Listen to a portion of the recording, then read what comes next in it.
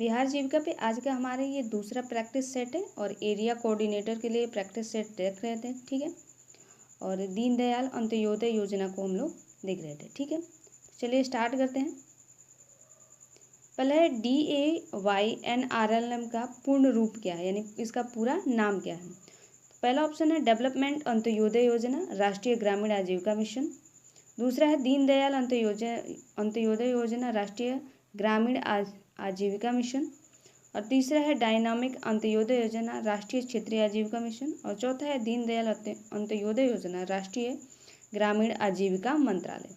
तो जो NAYRLM का पूर्ण रूप है वो है option number B. Option number B है दीनदयाल अंत्योदय योजना, राष्ट्रीय ग्रामीण आजीविका मिशन, इसका पूरा नाम है, ठीक है। नेक्स्ट पे चलते हैं। राष्ट्रीय ग्रामीण आजीविका मिशन यानी NRLM का कब शुरू किया गया था। राष्ट्रीय ग्रामीण आजीविका मिशन कब शुरू किया गया था। पहला ऑप्शन है 2005 में, दूसरा ऑप्शन है 2011 में, तीसरा है 2014 में और चौथा है 2016 में। तो राष्ट्रीय ग्रामीण आजीविका मिशन की स्टार्ट 2011 से की गई थी, 2011 से, और इसे 2016 में मर्ज करके दीनदयाल अंत्योदय योजना में इसको मर्ज कर दिया गया था। कब किया गया था, तो 2016 में।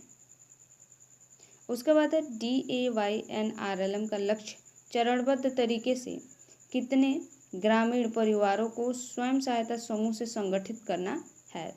1 से 2 करोड़, दूसरा है 8 से 10 करोड़, तीसरा है 50 लाख और चौथा है 20 करोड़। तो इसमें ऑप्शन बी 8 से 10 करोड़ लोगों को यानी स्वयं सहायता समूह में संगठित करना इसका लक्ष्य है।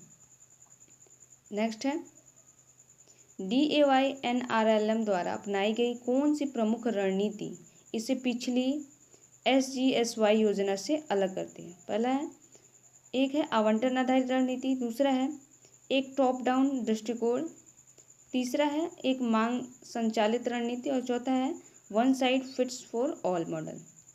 इस प्रश्न को हमने कल भी देखा था, तो इसका ऑप्शन नंबर सी होगा मांग संचालित रणनीति, ठीक है। नेक्स्ट पे चलते हैं। दीनदयाल उपाध्याय ग्रामीण कौशल योजना यानी DDU-GKY किस आयु वर्ग के युवाओं को कौशल प्रदान करने पर केंद्रित है। तो दीनदयाल उपाध्याय ग्रामीण कौशल योजना, इसका पहला ऑप्शन है 14 वर्ष से कम उम्र के बच्चों, दूसरा है 15 से 30 वर्ष के बीच के ग्रामीण युवा, चौथा है 60 वर्ष से अधिक उम्र के वरिष्ठ नागरिक और चौथा डी है उम्र की परवाह किए बिना सभी वयस्क नागरिक। तो इसका जो राइट आंसर होगा ऑप्शन नंबर बी होगा। 15 से 35 वर्ष के बीच के ग्रामीण युवाओं को दीनदयाल उपाध्याय ग्रामीण कौशल योजना के में कौशल प्रदान किया जाता है, ठीक है। नेक्स्ट पे चलते हैं। DAYNRLM के तहत स्वयं सहायता समूह यानी NSG को उनके गठन के चरण में किस प्रकार समर्थन दिया जाता है। पहला है सभी सदस्यों के लिए एक बार का वेतन, दूसरा है एक रिवॉल्विंग फंड के माध्यम से, तीसरा है SHG नेता के मुफ्त आवास देकर और चौथा है बैठकों के लिए सामुदायिक हॉल प्रदान करके, ठीक है। तो इसका अगर स्वयं सहायता समूह उनके चरण में जाता है, एक ऑप्शन नंबर बी एक रिवॉल्विंग फंड के माध्यम से समर्थन प्रदान किया जाता है।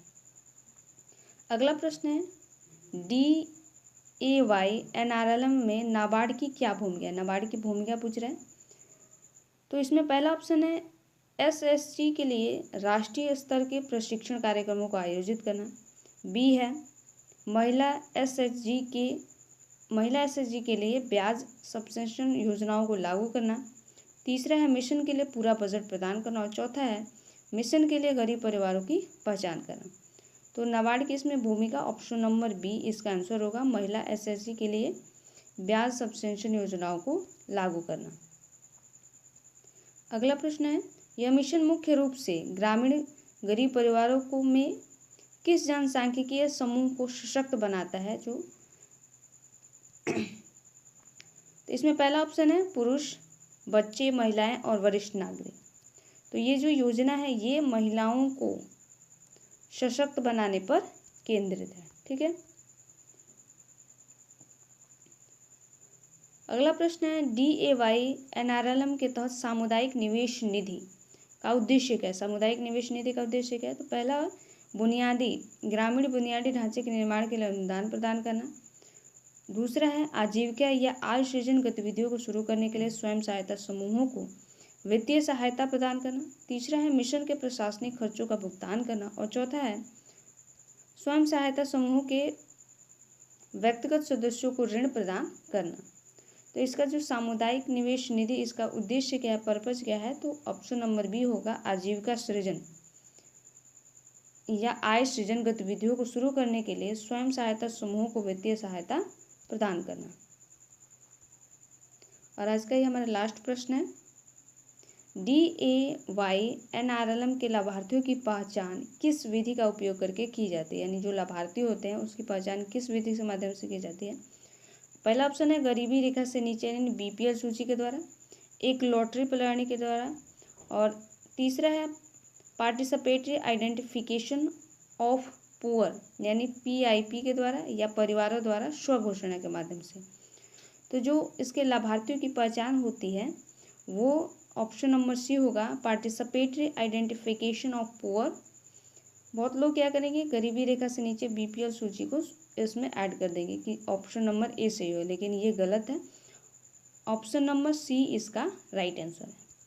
ठीक है, तो आज के लिए इतना ही गाइस, मिलते हैं नेक्स्ट वीडियो में, तब तक के लिए धन्यवाद।